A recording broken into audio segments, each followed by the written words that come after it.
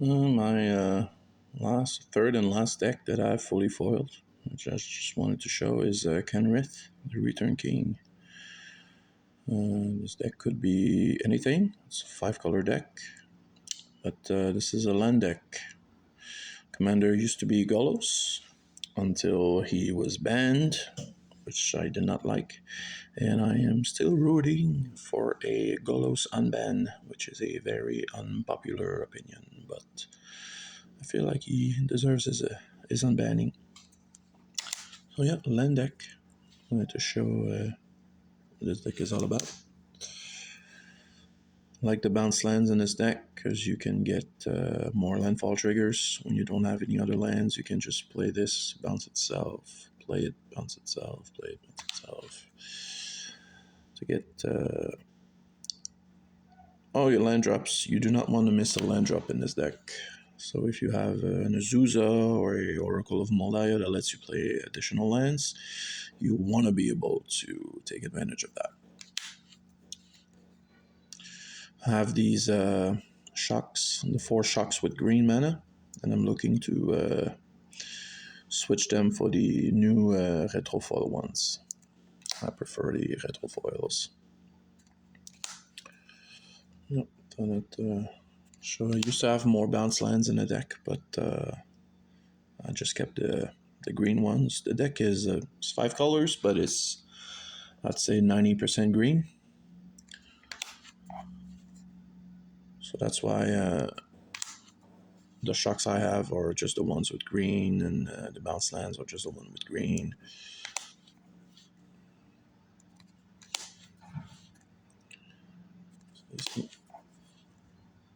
This card is good with Valakut, even though I don't have a single basic mountain in the deck. When you have this guy into the battlefield and 6 or more lands, all your land drops come with a bolt. Fill of the Dead, really good land.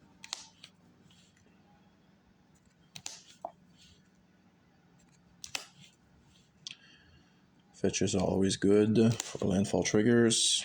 Get 2 triggers for 1 land. Bonus value.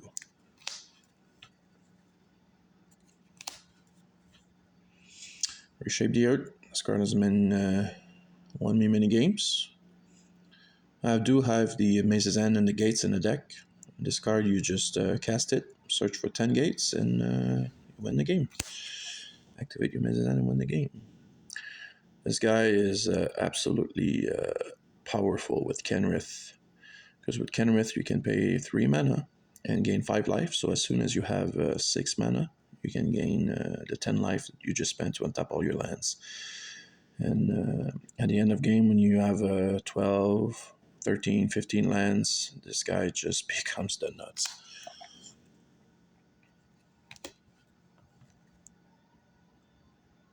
Does that focus?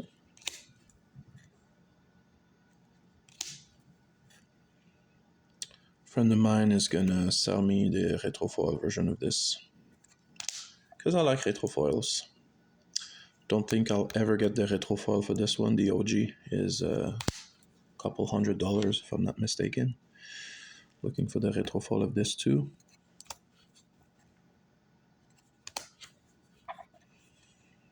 Cryptolith Right is just bonkers with the Scute Swarms. When you have a million Scute Swarms, especially when you give them haste with your commander, you can just tap them already the same time they come in for mana. And when you have 1,000 Scute Swarms that give mana, your commander go nuts. Kenrith likes mana, loves mana. Amulet of God. This land is just so good. I have had this deck for a while, but I just recently put this in a deck. I did not realize how good it was. Basically, you play it, you tap it for mana, you return it to your hand, and then you can get all your land drops with one single land. Is really amazing.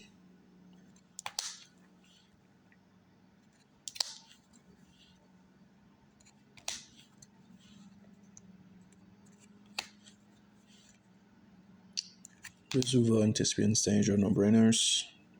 This card is just good. Chromatic Lantern on the land. You have 6 more lands. Trade Roots is just so good. So good in this deck. Make sure you get your land drops. You just bounce your lands. Fancy Bojuka Bug. Search for any 2 lands, put them on the field. Yup. I'm sold. There's the little guy. The Valakut. I have a bunch of these creatures in the deck, and I think they are really underrated. Because usually your land drops is during your main phase, and you can flash in lands with these kind of cards, which is super good.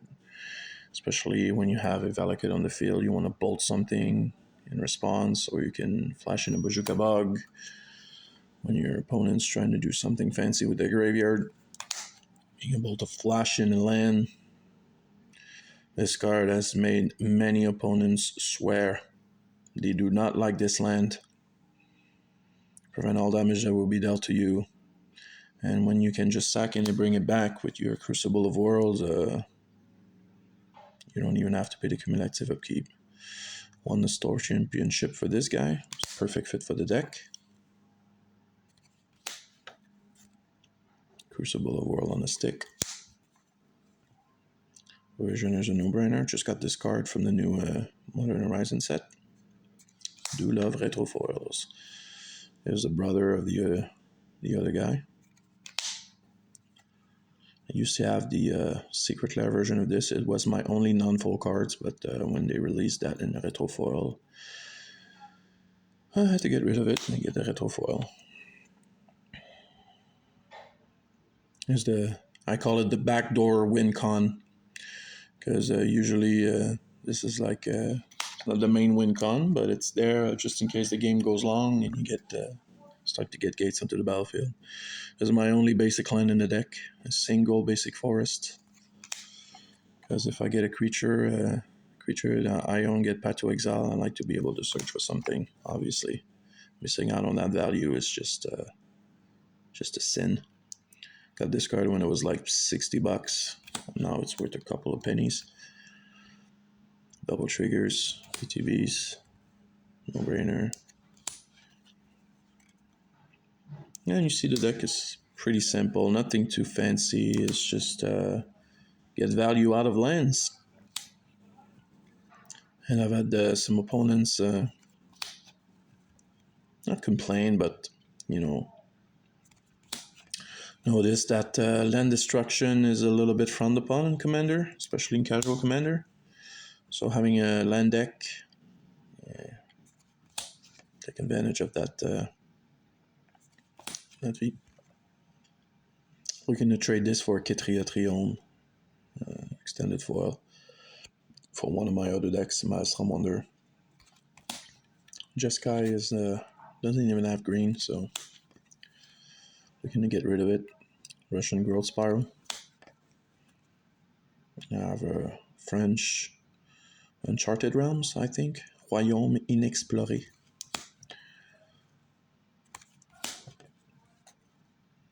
Play this on turn 2 when you have 3 more lands in your hand. It's just so nuts. Just get go to 5 lands on turn 2. It's just stupid.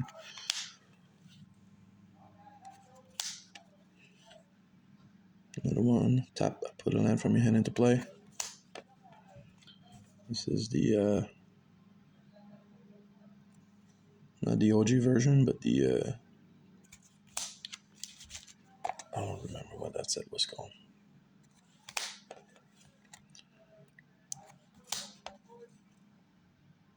How about the Secret Lair for the lands? That was really a good investment because all the cards are pricey and it was really cheap.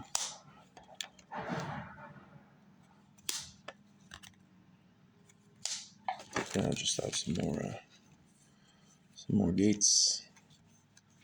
My most recent acquisition, a better Lotus Cobra, but for 1 more. Looking for it for retro foil. Gates. And this guy. Just we're gonna get rid of it. Is I don't like it that much. I don't like to have a